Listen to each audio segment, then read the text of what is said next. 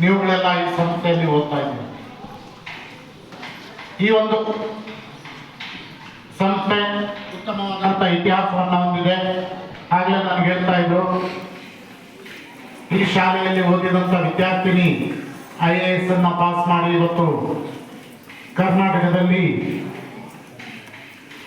IAS ಅಧಿಕಾರಿಯಾಗಿ ಕೆಲಸವನ್ನು ಮಾಡ್ತಾ ಇದ್ದಾರೆ ನಂದಿನಿ ಅವರು.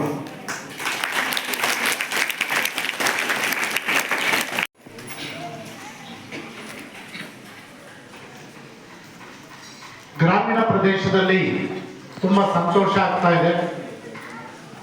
ಇದು ಕೋಲಾರ್ಗೆ ಇಷ್ಟು ಹತ್ತಿರ ಇದ್ದು ಸಹ ಗ್ರಾಮೀಣ ಸೊಗಡನ್ನ ಇಟ್ಕೊಂಡು ಇಂಥ ಒಂದು ಸೊಬಗಿನಲ್ಲಿ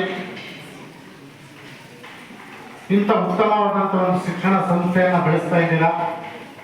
ಮೊದಲು ಈ ಸಂಸ್ಥೆಗೆ ನನ್ನ ನಮಸ್ಕಾರಗಳನ್ನ ಇಡ್ತೇನೆ.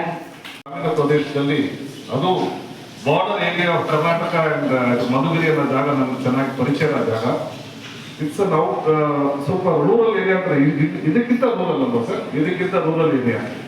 ಅಲ್ಲಿಂದ ಅವ್ರ ಶ್ರಮದಿಂದ ಇರೋ ರಿಸೋರ್ಸಸ್ ಏನಿದೆಯೋ ಅದರಲ್ಲಿ ಅವರು ಓದಿ ಇವತ್ತು ಈ ಮಟ್ಟಕ್ಕೆ ಬಂದು